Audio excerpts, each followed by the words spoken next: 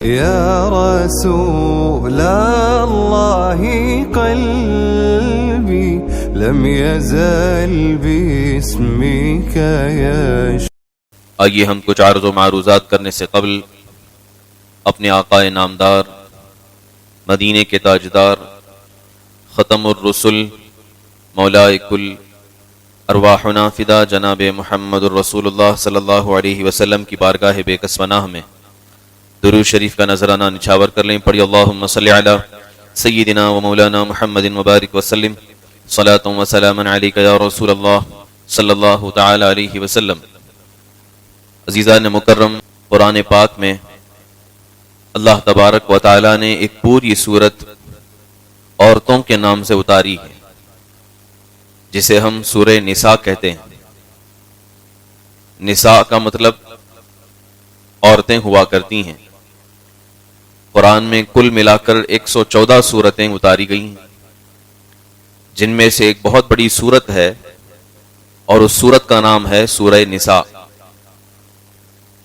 تو اگر کوئی پوچھے کہ تمہارے مذہب اسلام میں عورتوں کی کیا اہمیت ہے، تو انہیں صاف طور پر اتنا بتا دینا کہ ہمارے دین اسلام میں عورتوں کا یہ مقام ہے کہ ان کے نام پر اللہ نے اپنے کلام میں ایک سورت نازل کی.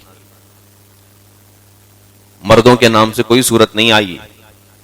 سورہ مومنون ہے خاص چند مسلمانوں کے لیے، مومنوں کے لیے، وہ بھی چند لوگوں کے لیے جو لوگ نیکوکار رہے، متقی اور پرہیزگار رہے. مگر عورتوں کے متعلق پوری سورت اتاری گئی. یہ نہیں کہا گیا کہ یہ صرف مسلمان عورتوں کے لیے ہے یا کافرہ عورتوں کے لیے، بلکہ اللہ تبارک و تعالی نے دنیا والوں کو یہ بتایا اور ان لوگوں کو بتایا جو یہ پروپیگنڈا کرتے ہیں کہ مذہب اسلام میں عورتوں کو قید کر دیا گیا ہے، ان کو ان کا حق نہیں دیا گیا ہے.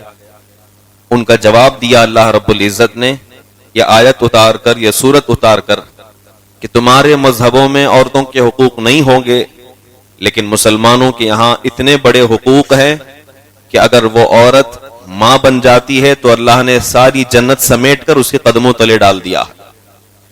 اور اگر وہ بہن بن جاتی ہے اور پھر اپنا آنچل پھیلا کر اللہ کی بارگاہ میں دعا کرتی ہے اپنے بھائی کے لیے، تو اس کی دعا ایسے ہی ہے جیسے ایک نیک ولی اپنے خاص لوگوں کے لیے دعا کرتا ہے.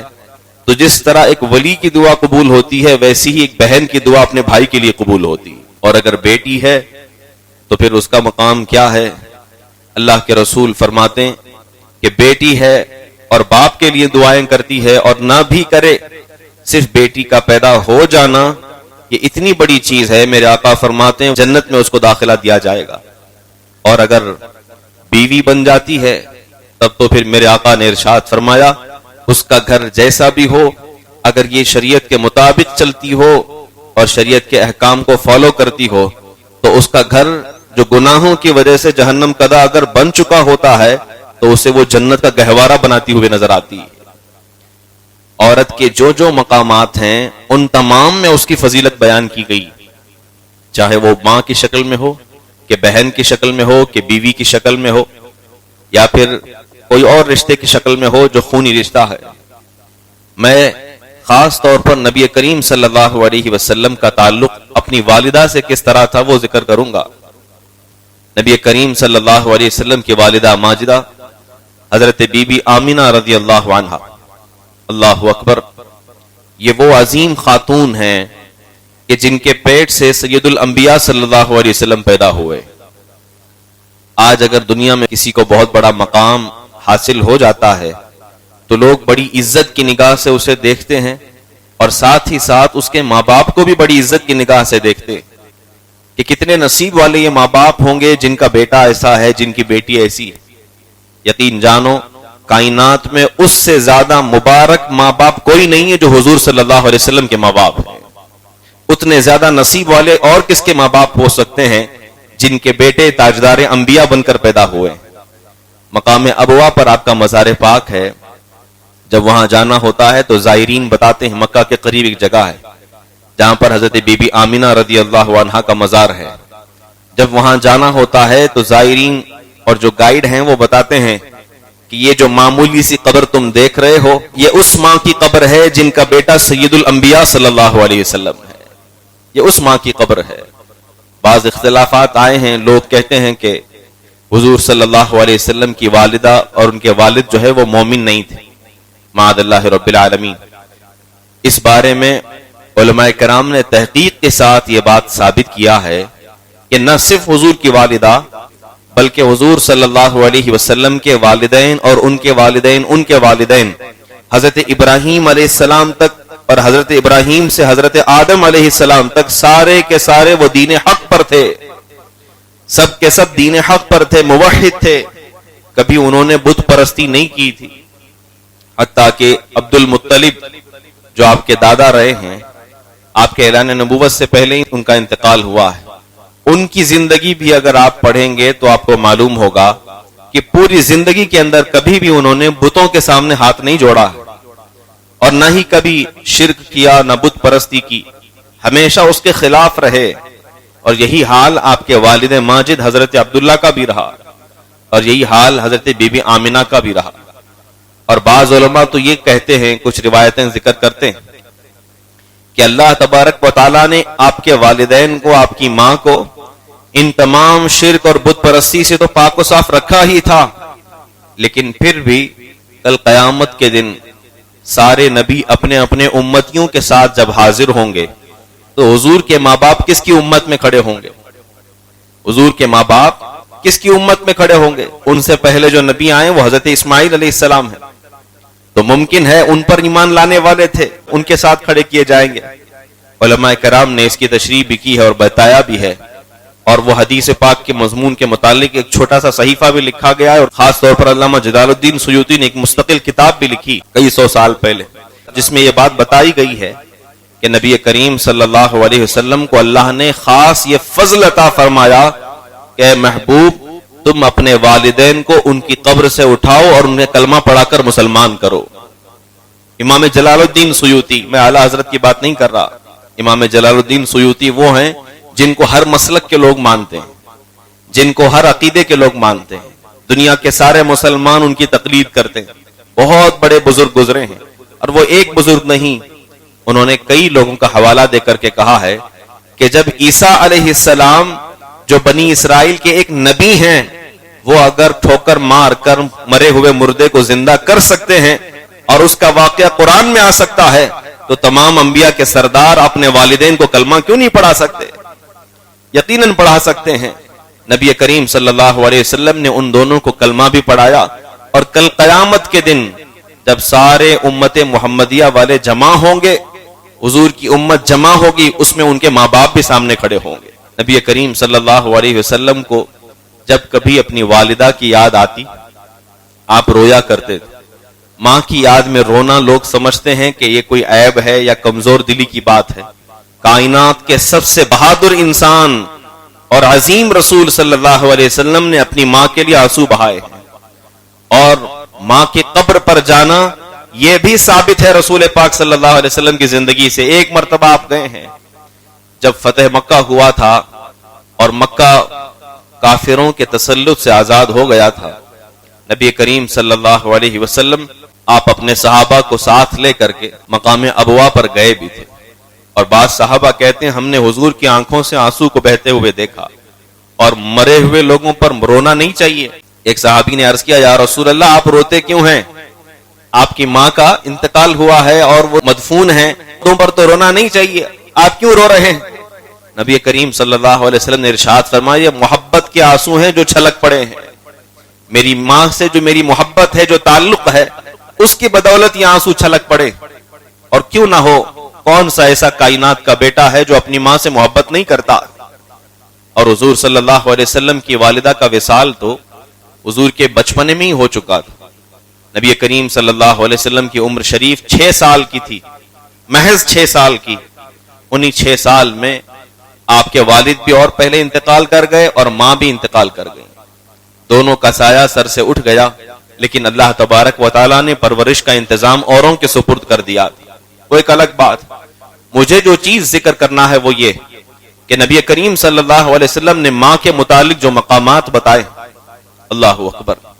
مستدرک کی ایک روایت ہے، اور یہ روایت ایسی ہے جو آج کے زمانے کے خلفشار کو دور کر دیتی. آج دنیا کے اندر یہ بہت بڑی ایک بحث چھڑی ہوئی، خاص طور پر پڑھے لکھے لوگوں میں بھی اور عوام الناس میں بھی، ہر طرح کے لوگوں میں. جب ایک نیا شادی شدہ جوڑا گھر کے اندر بستا ہے تو دو لڑائیاں سب سے بڑھ جاتی ہیں کہ بیوی کو زیادہ حقوق دے گا کہ ماں کو زیادہ حقوق دے گا. یہ ہندوستان کے اندر، بنگلہ دیش کے اندر، پاکستان کے اندر، یہاں پر یہ سارے معاملے بہت زیادہ ہیں. اور کئی گھر ہم نے ایسے دیکھا جو جہنم بن گئے لڑائی کی وجہ سے، اور رشتے ٹوٹ گئے معاملات کی وجہ سے. میرے آقا صلی اللہ علیہ وسلم نے بڑی پیاری بات ارشاد فرمائی، کتنی حکمت بھری بات. حضور سے ایک صحابی نے آ کر پوچھا، یا رسول اللہ علیہ الصلوۃ والسلام، ایک کپل ہے، میاں بیوی، دونوں میں ایک دوسرے پر سب سے زیادہ حق کس کا ہے؟ مرد پر سب سے زیادہ حق کس کا ہے؟ کس کا زیادہ اسے خیال کرنا چاہیے؟ نبی کریم صلی اللہ علیہ وسلم فرماتے ہیں، مرد کے لیے چاہیے کہ وہ اپنی ماں کے ساتھ بہترین سلوک کرے، اس کا زیادہ خیال کرے. اس صحابی نے پھر سے پوچھا، یا رسول اللہ مرد پر زیادہ حق کس کا ہے؟ حضور نے پھر فرمایا کہ مرد پر سب سے زیادہ حق اس کی ماں کا ہے. پھر تیسری مرتبہ اس نے پوچھا کہ اب تو کچھ اور بولیں گے حضور. کہا، یا رسول اللہ مرد پر سب سے زیادہ حق کس کا ہے؟ کس کا وہ خیال کرے؟ حضور نے فرمایا کہ سب سے زیادہ حق اس کی ماں کا ہے. پھر پوچھا، یا رسول اللہ عورت پر سب سے زیادہ حق کس کا ہے؟ نبی کریم صلی اللہ علیہ وسلم فرماتے ہیں، عورت پر سب سے زیادہ حق ہے کہ وہ اپنی شوہر کی اطاعت کرے. یعنی اس طرح زندگی کو باندھ دیا کہ اگر عورت اپنے شوہر کی اطاعت کرتے ہوئے رہے اور شوہر جو ہے، اس کا مرد جو ہے، وہ اپنی ماں کی اطاعت کرتے رہے، ماں باپ کا خیال کرتے رہے، تو پھر یہ تمہاری زندگی جنت کا گہوارہ بنتی ہوئی نظر آئے گی. کہیں ایسے طور پر نہیں کہا گیا کہ تم اپنے گھر کو توڑ دو یا الگ ہو جاؤ، جدا ہو جاؤ. اس طرح کی باتیں تو نہیں ملتی. ہاں، مہر میں جو چیزیں دینے کی متعلق ہیں وہ تو صاف طور پر ہے، لیکن اس کا غلط معنی پیش کر کے آج بہت ساری چیزیں لوگوں کے درمیان پیش کی جاتی ہیں اور کہا جاتا، یقین جانو جو مقام ایک ماں کو، ایک بیوی کو اسلام نے دیا ہے، وہ دنیا کا کوئی مذہب تمہیں دے ہی نہیں سکتا. نبی کریم صلی اللہ علیہ وسلم فرماتے ہیں، جس کو اگر اچھی شریک حیات مل گئی، سمجھ لو دنیا اور آخرت کی بھلائی اللہ نے اسے عطا فرمائی ہے. اور جس کو بہترین ماں باپ مل گئے، نیک راستے پر چلانے والے، سمجھ لو کہ پھر ان کی دنیا بھی سنور گئی اور آخرت بھی سنور گئی. آج بہت ساری عورتوں کے درمیان یہ چیزیں ڈالی جا رہی ہیں سوشل میڈیا کے ذریعے سے کہ تم ضروری نہیں کہ تم اپنا خیال کرو یا شوہر تمہارا خیال کرے، تم اپنے آپ پر جی سکتی ہو، تمہیں آزادی دی گئی ہے. اور دیکھو اسلام نے بھی دی ہے. کہ وہ لوگ کہتے ہیں کہ جنہوں نے اسلام کو کم پڑھ رکھا ہے اور آوارگی کو آزادی کا نام دیتے. آوارگی الگ ہے، آزادی الگ ہے. آزادی تو اسلام نے دی ہے اور بہترین طریقے سے دی ہے. میں آپ کو بتاؤں، عورت کا مقام اس قدر ہے، اللہ اکبر، اسلام میں، کہ عورت اگر کسی کافر کی بھی سفارش کر دے اسلامی حکومت میں، اسلامی حکومت اگر ہے اور عورت کسی کافر کی بھی سفارش کر دے، جج کے لیے یہ قانون دائر کیا جائے گا کہ اس کی امان میں دیا جائے اور اسے معاف کر دیا جائے. یا امام بخاری رضی اللہ عنہ نے اس حدیث کی تشریح میں لکھا ہے، حضور کی ایک بہن تھی، چچا زاد بہن، ام ہانی رضی اللہ عنہ، حضرت علی کی سگی بہن ہے، حضور کی چچا زاد بہن ہے ام ہانی. جب آپ مکہ شریف جائیں گے، خانہ کعبہ کے قریب جو مسجد حرام بنی ہوئی ہے، وہاں پر ایک ستون آپ کو ریڈ کلر کا دکھے گا. یہ وہی ستون ہے جو حضرت ام ہانی کا گھر تھا، اور یہ وہی گھر ہے جس گھر سے حضور صلی اللہ علیہ وسلم معراج کے سفر پر تشریف لے گئے تھے. یہ کس کا گھر تھا؟ حضور کی چچا زاد بہن کا. جب مکہ فتح ہوا، نبی کریم صلی اللہ علیہ وسلم مکہ تشریف لائے. کس حال میں تشریف لائے؟ اللہ اکبر. وہ لوگ جنہوں نے آپ کو ستایا تھا، پریشان کیا تھا، وہ سارے کے سارے لوگ آپ کے سامنے مجرم بن کر کھڑے. حضرت بلال کو ستانے والے، حضرت صہیب کو ستانے والے، سب کے سب سامنے کھڑے، اور حضور صلی اللہ علیہ وسلم سب کو معاف فرما رہے ہیں. 10,000 کا لشکر ہے، اور اتنا عظیم جاہ اور جلال کے ساتھ جب آپ مکہ میں داخل ہوئے، مکہ فتح ہو گیا. اب ہونا تو یہ چاہیے تھا کہ آپ اپنے گھر جاتے جہاں پر 50 سال تک آپ رہے. نبی کریم صلی اللہ علیہ وسلم کا بچپنا اور جوانی اور پھر اس کے بعد کئی سال تک آپ مکہ میں ہی رہے. چاہیے تو یہ تھا کہ اپنے گھر جاتے، لیکن لوگوں میں اپنی بہن کا مقام بتانا تھا. آپ کہاں تشریف لے گئے؟ مسجد حرام کے قریب حضرت ام ہانی کے گھر تشریف لے گئے. آپ کی بیٹی حضرت فاطمہ زہرا یہ روایت کرتی، وہ بھی ساتھ میں تھیں. جب وہاں پہنچے تو آپ نے غسل فرمایا اور 8 رکعت نماز چاشت ادا کیا اور اللہ کی بارگاہ میں دعا کی. دعا کر کے باہر آ ہی رہے تھے کہ ام ہانی جو آپ سے عمر میں کافی بڑی تھیں، بوڑھی عورت تھیں، حاضر ہوئی اور اس کیا یا رسول اللہ علیہ السلام، آج میرا دل باغ باغ ہو گیا ہے، میں خوش ہو گئی ہوں. میں نے تو دیکھا تھا لوگوں کو کہ بھائی کو جب کوئی مقام ملتا ہے تو وہ اپنی بہنوں کو بھول جاتے ہیں. آپ آج سید الانبیاء مکہ فتح کر کے آ رہے ہیں تو اپنے گھر نہیں گئے، میرے گھر تشریف لائے ہیں. آپ کے دل میں بہن کا جو مقام ہے وہ سمجھ میں آتا ہے یا رسول اللہ. یہ محبت دیکھ کر میں آپ سے ایک گزارش کرنا چاہتی ہوں، ایک ریکویسٹ کرنا چاہتی ہوں. کہا کیا ہے؟ کہا جب آپ کا لشکر مکہ میں انٹر ہو رہا تھا تو مکہ میں کھلبلی مچ گئی تھی. بڑے بڑے سردار، بڑے بڑے کفار وہ ڈر کر کے بھاگ رہے تھے. ان میں سے 2 بڑے سردار ہیں، ایک کا نام حارث بن ہشام اور دوسرے کا نام زہیر بن ابی امیہ. یہ 2 لوگ بھاگ کر کے میرے پاس آ گئے تھے اور انہیں معلوم ہے کہ ہم عبد المطلب کے خاندان سے ہیں، بڑے لوگ ہیں. تو انہوں نے مجھ سے سفارش کی ہے کہ تمہارے بھائی محمد الرسول اللہ ہیں، ہمیں کسی طریقے سے امان دلوا دو، ہمیں بخش دیں، ہمیں نہ ماریں ورنہ ان کے فوجی ہمیں قتل کر دیں گے، کسی طریقے سے سفارش کروا دو. یا رسول اللہ میں نے ان دونوں کو امان دے دیا. یہ حارث بن ہشام کون ہے جانتے آپ؟ حارث بن ہشام ابو جہل کا سگا بھائی ہے اور زہیر بن ابی امیہ ان لوگوں میں سے ہے جو اسلام کے سخت ترین دشمنوں میں سے تھا اور حضرت خالد بن ولید رضی اللہ عنہ کے ساتھ اس نے کافی جنگیں لڑی ہیں مسلمانوں کے خلاف. اور پھر ام ہانی کہتی ہیں یا رسول اللہ جیسے ہی مکہ میں آپ کا لشکر انٹر ہوا ہے میرے بھائی علی ابن ابی طالب تلوار لے کر ان دونوں کو مارنے کے لیے ڈھونڈ رہے ہیں کہ کب یہ لوگ ملیں اور قتل کر دیں، اور ان دونوں نے میرے پاس امان مانگی ہے. میں عبد المطلب کے خاندان سے ہوں اور آپ میرے بھائی ہیں، کیا آپ میری طرف سے معاف کر سکتے ہیں؟ میں نے ان دونوں کو امان دے دیا ہے. اللہ اکبر. کتنا مشکل ہوگا کہ اپنے سخت ترین دشمن جو سالوں سال سے اپنا دشمن ہو اپنی بہن کے کہنے پر کیا معاف کر دیں گے ہم؟ نبی کریم صلی اللہ علیہ وسلم کیا فرماتے ہیں؟ جب آپ کے لبھائے مبارک کھلے منہ سے جو ہے وہ پھول جھڑنے لگ گئے. میرے آقا نے ارشاد فرمایا اے ام ہانی تم میری بہن ہو، اگر تم نے امان دے دیا تو سمجھ لو کہ محمد الرسول اللہ نے بھی امان دے دیا ہے، میں نے بھی معاف کر دیا. حارث بن ہشام جو ابو جہل کا بھائی ہے، زہیر بن ابی امیہ جو سخت ترین دشمن ہے، دونوں کو اللہ کے رسول نے معاف فرما دیا محض اپنی بہن کے کہنے پر. یہ واقعہ کیوں نہیں بتاتے لوگوں میں اور کیوں نہیں کہتے کہ اسلام میں عورتوں کا مقام اللہ نے کس طرح عطا فرمایا ہے، محمد الرسول اللہ نے کس طرح ان کے مقام کو بلند کیا ہے. امام بخاری اس کی تشریح میں لکھتے ہیں، بخاری شریف میں ملا علی قاری نے اس کی تشریح میں لکھا ہے کہ اگر اسلامی حکومت ہو اور کوئی عورت اگر کافر کو امان دینے کی بات کہے تو جج پر لازم ہو جاتا ہے کہ ویریفائی کرے اور اس کے بعد ان کافروں کو امان دے دے. اللہ اکبر. اور امان کا مطلب کیا ہوا پھر؟ امان کا مطلب سیفٹی دینا، محفوظ رکھ لینا. حارث بن ہشام اور زہیر بن ابی امیہ اسی گھر کے بغل والے کمرے میں دونوں بند تھے اور ساری باتیں سن رہے تھے. جب انہوں نے سنا کہ حضور نے معاف کر دیا ہے وہ باہر آئے. انہوں نے کہا اے محمد بہت ہو گئی دشمنی، اب آئیے ہمیں کلمہ پڑھا کر مسلمان بنا لیجیے. اس امان کی بدولت وہ دونوں کلمہ پڑھ کر مسلمان ہو گئے اور دونوں جو ہے کافی سال تک جیے. پھر جنگ موتا میں ایک کی شہادت ہوئی اور ایک دوسری جنگ میں دوسرے کی شہادت ہوئی. دونوں پھر اب کافر نہیں رہے بلکہ مسلمان ہو گئے اور حضور کے صحابی بن کر کے اس دنیا سے گئے. یہ ہوتا ہے اسلام میں عورت کا مقام. تم کیوں ڈھونڈتے ہو ان انگریز اور یورپین کلچر کے لوگوں کے اندر کہ عورت کے مقام کو کس طرح دیا گیا، کس طرح بڑھایا گیا؟ تم دیکھو اسلام نے عورت کے مقام کو کس قدر بلند کیا ہے، ہر نہج پر، اور ساری طرح کی آزادی دی ہے. یہ جو لوگ کہتے ہیں عورت کو بند کر دیا، میں ایک چھوٹی سی مثال آپ کے سامنے دینا چاہتا ہوں.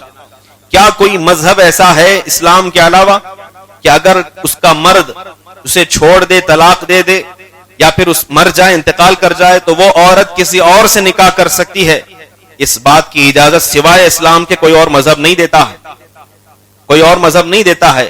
ہاں کرسچن اور یہودیوں میں جو ہوگا وہ تو تحریف شدہ ہے، وہ لوگ اپنی طرف سے بہت کچھ داخل کیے ہوئے ہیں. لیکن ان کے علاوہ جو مذہب ہیں دنیا میں بنے ہوئے ہزاروں مذاہب ہیں، کوئی مذہب اس بات کی اجازت نہیں دیتا کہ ایک عورت نکاح ٹوٹ جانے کے بعد کسی اور سے نکاح کر سکتی. وہ کہتے ہیں کہ ہمیشہ وہ ویسی ہی رہے، سفید کپڑا پہنے، اپنے ہاتھوں میں کچھ نہ پہنے، زیور نہ پہنے، زندگی بھر بیوہ کی طرح زندگی گزارے. لیکن میرے آقا صلی اللہ علیہ وسلم نے اس رسم کو توڑا. سب سے پہلے جو آپ نے نکاح فرمایا ہے وہ ایک بیوہ سے آپ نے نکاح فرمایا. حضرت سیدتنا خدیجہ الکبریٰ رضی اللہ عنہا. حضرت خدیجہ کے اس سے پہلے 3 شوہر انتقال کر چکے، اور اس زمانے میں تو عورتوں کو بہت برا سمجھا جاتا تھا. اگر شوہر کا انتقال ہو جائے تو لوگ بولتے تھے کہ عورت کے پاؤں ان کی وجہ سے ہوا ہے. آج آپ اپنے گھروں میں نہیں دیکھتے، اگر شوہر کا بزنس تھوڑا بہت اونچ نیچ ہو جائے، کوئی تکلیف ہو جائے تو ساس تانا دینے لگ جاتی ہے کہ تو جب سے گھر میں آئی ہے گھر میں خسارہ ہو گیا. ارے ہو سکتا ہے آپ کے پاؤں کی وجہ سے آپ کے بیٹے کا خسارہ ہو گیا، کیوں سارا معاملہ جو ہے بہو کے سر پر لاد دیا جاتا ہے؟ یہ چیز اسلام میں جائز نہیں ہے. کسی کے پاؤں سے کسی کے ہاتھ سے نہیں ہوتا. ہاں بے برکتی اگر ہوتی ہے تو نماز نہ پڑھنے کی وجہ سے ہوتی ہے، قرآن سے دور ہونے کی وجہ سے ہوتی ہے، شریعت پر عمل نہ کرنے کی وجہ سے ہوتی ہے. نہ یہ کہ کسی کے ہاتھ سے، کسی کے پاؤں سے، نہ کسی کے داخل ہونے سے، کسی کے خارج ہونے سے، ان چیزوں سے کوئی فرق نہیں پڑتا. بلکہ اپنا عقیدہ اللہ کے ساتھ مضبوط رکھو اور شریعت پر عمل کر کے دیکھو. ہزاروں مصیبتیں آئیں گی، اللہ رب العزت ان قرآن اور دعاؤں کے صدقے میں ساری بلاؤں کو ٹال دے گا. مجھے جو چیز ذکر کرنی تھی آپ کی رضائی ماں حضرت دائی حلیمہ کے متعلق ملتا ہے. اللہ اکبر. نبی کریم صلی اللہ علیہ وسلم مدینہ جا چکے ہیں اور الگ الگ جگہ سے قافلے آ رہے ہیں جو کلمہ پڑھ کر لوگ مسلمان ہو رہے ہیں. اس میں عورتیں بھی ہوتی تھیں، مرد بھی ہوتے تھے.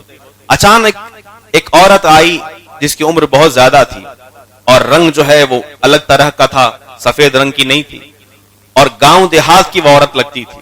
ادھر رسول پاک صلی اللہ علیہ وسلم موجود ہیں، ابو بکر اور عمر موجود ہیں، وزیر کے طور پر لوگ ہیں، اور آپ کی سیفٹی کا کیسا خیال کیا جاتا تھا. اللہ اکبر. ادھر حضور چاند کی طرح چمک رہے ہیں اور صحابہ اب آس پاس جو ہے وہ ستاروں کی طرح جھلملا رہے ہیں. ایک الگ ہی منظر ہوتا تھا مدینے کا. ایسے ماحول میں ایک عورت سیدھے چلتی چلتی آ گئی. لوگوں نے کہا اے مائی کدھر آ رہی ہو؟ کہا مجھے تمہارے سردار محمد سے بات کرنا. لوگ چونک گئے، کون ہیں جو حضور کو ان کے نام سے پکار رہی ہے؟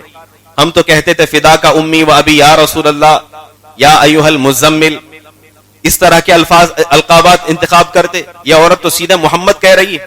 لوگوں نے کہا ہو سکتا ہے حضور سے کوئی رشتہ ہو، قریب آنے دو. وہ جیسے ہی قریب آ گئی حضور کھڑے ہو گئے اور آپ اپنے داہنے کندھے پر چادر ڈالا کرتے تھے. یہ حضور کی سنت. اس چادر کو آپ نے پھیلا دیا اور کہا اے مائی اس پر بیٹھ جاؤ. حضرت ابو طفیل راوی ہیں اس حدیث کے. ابو طفیل کہتے ہیں مجھے نہیں معلوم تھا وہ کون عورت ہے. میں نے اپنے بازو ایک صحابی سے پوچھا یہ کون عورت ہے جو گاؤں دیہات سے آئی ہوئی لگتی ہے اور ان کے لیے حضور کھڑے بھی ہو گئے، چادر بھی بچھا دیا، اس پر بٹھایا ہے.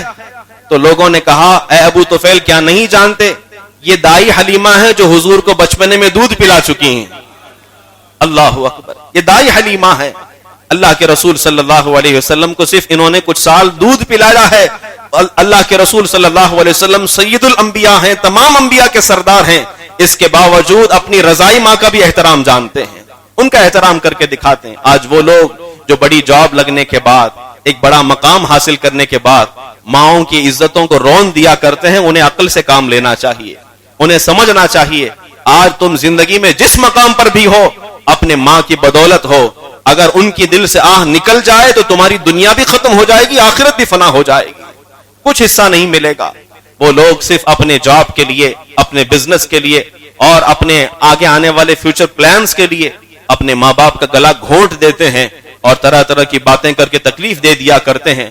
کیونکہ ہمیں گھمنڈ بھی ہوتا ہے کہ ماں باپ کبھی نہ کبھی معاف کر دیں گے. یقیناً ماں باپ معاف کر دیں گے، لیکن اللہ کے پاس ضرور ہر چیز کا حساب ہوگا. کب ہم نے کون سا جملہ ان کے لیے کہا تھا، کون کون سے الفاظ استعمال کیے تھے، اس کا حساب تو قیامت میں دینا ہوگا. ماں باپ تو بڑے نرم دل ہوتے ہیں، شاید معاف کر دیں، لیکن اللہ کے پاس تو اس کا حساب و کتاب ضرور ہوگا. ضرورت ہے اس بات کی کہ عورتوں کے لیے بھی یہ نصیحت ہے کہ وہ اپنے مقام کو سمجھیں کہ اللہ رب العزت نے اسلام میں کس قدر ان کے لیے اہمیت رکھی، اور اسلام کو چھوڑ کر غیر مذاہب کی چیزوں کو فالو نہ کریں، دوسری چیزوں کو فالو نہ کریں، اور یہ نہ کہیں کہ ہمیں ضرورت نہیں، ہمارا جسم ہے، ہماری مرضی ہے، ہم جو چاہے کریں. قریب ہی کی بات ہے جب لڑکی گئی کسی کافر مرد کے ساتھ، اس سے پوچھا گیا، اس نے کہا کہ اس کا جو بھگوان ہے وہ میرا اللہ ہے، معاذ اللہ رب العالمین، کیا فرق ہے، اور میری باڈی ہے، میں اس کی مالک ہوں. قرآن پاک کی آیت ہے اللہ ارشاد فرماتا ان اللہ اشترى من المؤمنین انفسهم واموالهم بان لهم الجنہ. قرآن کی آیت ہے، اگر اس آیت کا انکار کریں گے ہم مسلمان ہی نہیں رہیں گے. اسلام میں جیسے ہی داخل ہوتے ہیں قرآن کی ہر آیت پر ایمان رکھنا ضروری ہو جاتا. کسی ایک آیت کا بھی انکار ہم نہیں کر سکتے. اور ان میں سے ایک آیت ہے، اللہ فرماتا ہے مومنوں میں سے مرد اور عورت دونوں کی جان اور ان کے مال، ان کے مالک وہ خود نہیں ہے بلکہ اللہ ان کا مالک ہے. اور اللہ رب العزت نے مومنوں کی جان اور ان کا مال وہ خرید لیا ہے اس بدلے میں کہ اللہ قیامت میں انہیں جنت عطا فرمائے گا. اسی لیے تو لوگ جہاد میں شوق سے جایا کرتے تھے کہ ہم اپنی جان بھی قربان کریں گے تو جنت تو ملنا ہی ہے. یہ جان اور یہ جسم اللہ کا دیا ہوا ہے. پھر یہ بچیاں کیسے کہتی ہیں کہ میرا جسم میری مرضی؟ انہیں سکھاؤ کہ جسم بھی اللہ کا، مرضی بھی چلے گی اللہ کی. اللہ تبارک و تعالیٰ کو وہ عورتیں بہت زیادہ پسند ہیں جو چند گناہ ہونے کے بعد اللہ کی بارگاہ میں رجوع لاتی. بہت کم ایسے مقامات آتے ہیں کہ جب عورت کا دل ایک بار سخت ہونے کے بعد واپس سے نرم ہو جائے. میں وقت ہوتا تو آپ کے سامنے ذکر کرتا، ہندوستان میں کچھ عورتیں ایسی سخت دل بھی گزری ہیں. مردوں کے ساتھ یہ بدنام کیا جاتا ہے مردوں کا نام کہ مرد جو ہے بڑے سخت دل ہوتے ہیں، حالانکہ اللہ رب العزت نے عورتوں سے زیادہ نرم دل مردوں کو بنایا. کبھی کبھار مرد کو آپ قاتل بھی دیکھیں گے اور خود مقتول بھی انسان کو ہی دیکھیں گے، مرد کو ہی دیکھیں گے. لیکن عورتوں کا دل جب سخت ہو جاتا ہے پھر دنیا کی کوئی طاقت لا کر ان کے دل کو نرم نہیں کر سکتی. وہ بالکل سخت دل ہو جاتی ہے. میں نام نہیں لوں گا، ہندوستان کے ایک علاقے میں ایک عورت تھی جس کو مرد سے نفرت ہو گئی تھی کیونکہ اس کے شوہر نے بہت ٹارچر کیا تھا، وہ ستایا تھا. یا آزادی سے پہلے یا آزادی کے بعد کی بات ہے. اور اس عورت نے باقاعدہ اپنی ایک فوج بنائی تھی، گینگ بنایا تھا. اس کا مشن یہ تھا کہ اس کے سامنے جو بھی مرد دکھتا اسے وہ جان سے مار دیا کرتی تھی. کئی ہزار مردوں کو اس نے مارا. تو جنہوں نے آرٹیکل لکھا ہے اس میں یہ بات لکھا تھا کہ عورت نرم دل ضرور ہے لیکن جب سخت دل بن جاتی ہے پھر نرم نہیں ہوتا دل، پھر نرم نہیں ہوتا، چاہے وہ گناہوں کی وجہ سے، گناہوں کے اڈے پر جانے کی وجہ سے یا جس طرح سے بھی ہو. یاد رکھو اللہ رب العزت کی بارگاہ میں توبہ کا دروازہ ہر وقت کھلا ہے. جب اس کی بارگاہ میں جاتے ہیں تو پھر وہ سخت سے سخت دل کو نرم کر دیتا ہے، موم بنا دیتا ہے. بنی اسرائیل میں ایک عورت تھی جو گناہ کرتے کرتے کرتے کرتے اس قدر سخت دل ہو گئی تھی، کہتے ہیں کہ ہر روز ہر رات وہ کسی نئے آدمی کے ساتھ زنا کر لیا کرتی. اور اس قدر اس کے پاس مال آ گیا تھا، اس قدر دولت آ گئی تھی کہ ایک بہت بڑا بنگلہ اور گھر اس نے بنا لیا. بڑی پراپرٹی اس کے پاس ہو گئی تھی، اس کا تخت لگا کرتا تھا. اور لوگ اس کے حسن کے جال میں پھنس جاتے تھے، جاتے اس سے محبت کرتے یا جو بھی معاملات ہیں. سارے لوگ روزانہ آیا کرتے تھے. ایک نوجوان جو نیک صالح انسان تھا، حضرت موسیٰ علیہ السلام ابھی باحیات ہیں، اس زمانے کی بات ہے. وہ نوجوان راستے سے گزر رہا تھا، اس کے حسن کے چرچے سن رکھا تھا. دل میں خیال آیا کہ ایک بار جا کر سامنے سے دیکھ لیتا ہوں. جا کر سامنے سے دیکھا اور شیطان بہکاتا ہے، بہک گیا اور جا کر سیدھے اس کے تخت کے قریب جا کر بیٹھ گیا اور اس سے کچھ باتیں کرنے لگ گیا. اس عورت نے کہا کیا بات ہے نوجوان، تم تو بڑے نیک و صالح انسان تھے، تم تو اچھے انسان تھے، عبادت گزار تھے، آج میری جگہ پر کیسے آ گئے؟ کہا شیطان نے بہکایا ہے. پھر گناہ کی اس نے دعوت دی تو نوجوان ڈر گیا. اللہ کا خوف اس کے دل میں تھا. اس نے کہا کہ مجھے اللہ کا خوف لگ رہا ہے کہ جو اللہ مجھے میری جھونپڑی میں دیکھ رہا تھا وہاں اس محل میں بھی دیکھ رہا ہے. جو اللہ مجھے تنہائی میں دیکھتا ہے آج مجھے جلوت میں بھی دیکھ رہا ہے. ہو سکتا ہے اللہ رب العزت مجھے عذاب دے دے. میں یہیں سے واپس چلا جاتا ہوں. توبہ کیا اور وہاں سے واپس چلا گیا. روایت میں ملتا ہے وہ عورت کہتی ہے میرے پاس 1000 لوگ آ کر کے چلے گئے اور کبھی میرے دل پر اثر انداز نہیں ہوئے. آج اللہ کا ایک نیک بندہ بگڑ کر کے میرے پاس آیا تھا لیکن کچھ کیا نہیں، ایسے ہی واپس آ گیا. اللہ کے نیک بندے کے ساتھ تھوڑی جو قربت ملی اس کے صدقے میں اللہ نے میرے دل کو نرم کر دیا. میرے دل کے اندر توبہ کا خیال آیا کہ اس نے کہا اللہ رب العزت دیکھ رہا ہے، وہ تو میرا بھی رب ہے، وہ تو مجھے بھی دیکھتا ہوگا کہ ہر رات میں گناہ کرتی ہوں، میری وجہ سے پورا شہر پریشان ہے. کہا کہ میں آگے جاتی ہوں. اس وقت جو اللہ کے نبی حضرت موسیٰ علیہ السلام ان کی بارگاہ میں توبہ کرتی ہوں اور کہتی ہوں کہ آپ اللہ کی بارگاہ میں دعا کریں میری توبہ قبول ہو جائے. آگے بڑھ کر گئی، پوچھا لوگوں سے موسیٰ کہاں ہیں؟ لوگوں نے بتایا فلاں جگہ پر خطاب کر رہے ہیں. موسیٰ علیہ السلام کے اس محفل میں گئی تو دیکھا کہ لوگ کھڑے ہو گئے. کہا کہ یہ فاحشہ عورت یہاں کیسے آ گئی؟ یہ اللہ کے نبی کی درسگاہ ہے، یہاں پر جو ہے درس دیا جا رہا ہے، یہ فاحشہ عورت کیسے آ گئی؟ حضرت موسیٰ نے پوچھا اس کے آنے کی وجہ پوچھو. لوگوں نے پوچھا تو بتایا کہ وہ توبہ کرنے کے لیے آئی ہے، اپنے گناہوں پر معافی مانگنا چاہتی. حضرت موسیٰ نے کہا اس کے گناہ تو اس قدر کثیر ہیں، اگر وہ یہاں آ جائے تو ابھی عذاب نازل ہوگا، لہذا اس سے فوراً کہو کہ توبہ کرنا ہے یا جو بھی کرنا ہے تنہائی میں کرے، یہاں نہ آئے۔ اور یقیناً اس زمانے میں فوراً جزا ملا کرتی تھی، اگر شرک کرتے تو بندر بنا دیے جاتے، گناہ کرتے گھروں کے چوکھٹ پر لکھ دیا جاتا تھا، زنا کرتے پیشانی پر لکھ دیا جاتا تھا، آسمان سے آگ آتی، کبھی پتھر بن جاتے۔ حضرت موسیٰ نے کہا اس کو فوراً یہاں سے نکال دو، توبہ کرنا ہے تنہائی میں کرے۔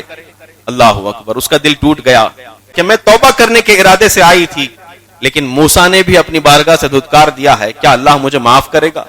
پھر دل میں خیال آیا، روتی رہی، اور خیال آیا کہ جو انسان میرے پاس آ کر بیٹھا تھا، نوجوان جس کی باتوں سے میرے دل کے اندر یہ خیال آیا، اسی کے پاس جاتی ہوں، وہ بڑا نرم دل انسان ہے، شاید وہ دعا کر دے تو میری دعا قبول ہو جائے۔ جب اس کے پاس جا کر پہنچی، لوگوں نے بتایا اس کا انتقال ہو گیا، اس کا انتقال ہو گیا ہے۔ اس کے گھر والوں سے ملاقات کی اور کہا کہ میں کس کے پاس اپنا دکھڑا سناؤں، مجھے توبہ کرنی ہے، مجھے بھی آپ لوگوں کی طرح نیک رہنا ہے، لیکن کوئی تو ایک مرد صالح مجھے ملے جو میری زندگی درست کر سکے، مجھے صحیح راستے پر لے کر چل سکے۔ تو اس نوجوان کا ایک بھائی زندہ تھا جو اتنا زیادہ عبادت گزار تو نہیں تھا، ایک نارمل انسان تھا۔ لوگوں نے کہا کہ اس سے ملاقات کر لو، اس سے ملاقات ہوئی، اس نے کہا کہ میرا بھائی تو زندہ نہیں ہے، لیکن میں تمہیں اللہ کا راستہ بتا سکتا ہوں، اور اگر تم سچ میں توبہ کرنا چاہتی ہو تو اپنے ساتھ رکھ سکتا ہوں۔ اس نے کہا مجھے خادمہ بنا لو، نوکرانی بنا لو، جو چاہے بنا لو، بس مجھے اپنے پاس رکھ لو تاکہ میں گناہ نہ کروں۔ اس نوجوان نے کہا ٹھیک ہے، ان کے ماں باپ کے کہنے پر دونوں کا نکاح بھی ہوا، کچھ دن تک ساتھ میں رہی، اس کے بعد نکاح بھی ہوا۔ مجھے بتانا یہ مقصد ہے کہ ایسی فاحشہ عورت بھی اگر اللہ کی بارگاہ میں توبہ کرتی ہے تو اللہ کی بارگاہ میں اس کا مقام کیسا ہوتا ہے جانتے ہیں آپ؟ تورات میں یہ بات لکھی ہوئی ہے اور کئی ان کے بنی اسرائیل کے صحیفوں میں یہ بات لکھی ہے، وہ عورت جو توبہ کر چکی اور اس شوہر کے ساتھ ایک نیک زندگی اس نے گزاری، اللہ رب العزت نے اس کو یہ مقام عطا فرمایا کہ اس کے پیٹ سے 7 بیٹے ایسے پیدا ہوئے جو بنی اسرائیل کے ولی اللہ گزرے ہوئے ہیں۔ بنی اسرائیل میں 7 ایسے لوگ گزرے ہیں جو اس کے پیٹ سے پیدا ہوئے اور وہ لوگ اللہ کے ولی کہلائے ہیں۔ اللہ کی بارگاہ میں صرف رجوع لانے کی ضرورت ہے، کتنا بھی تمہارا سخت دل ہو اور کتنے بھی گناہ تم سے ہو جائیں، اللہ کی بارگاہ میں اگر نرم دل ہو کر کے آ جاؤ گے، اللہ تبارک و تعالی پھر تمہارا نام اس طرح استعمال فرمائے گا کہ ہزاروں سال ہونے کے بعد بھی تمہاری واقعات سے لوگ عبرت حاصل کرتے ہوئے نظر آئیں گے۔ یقین جانو اسلام نے عورتوں کو جو مقام دیا ہے وہ کسی اور نے مقام نہیں دیا ہے، لہذا ہمیں سنبھلنے کی ضرورت ہے اور اپنے بچیوں کو نصیحت کرنے کی ضرورت ہے، اپنی ماؤں بہنوں بیٹیوں کو سمجھانے کی ضرورت ہے۔ اللہ تعالیٰ سے دعا ہے اللہ ہمیں کہنے سننے سے زیادہ عمل کرنے کی توفیق رفیق عطا فرمائے، ہم سب کو ایمان اور سنیت پر قائم و دائم رکھے، اسی پر ہم سب کا خاتمہ بالخیر فرمائے۔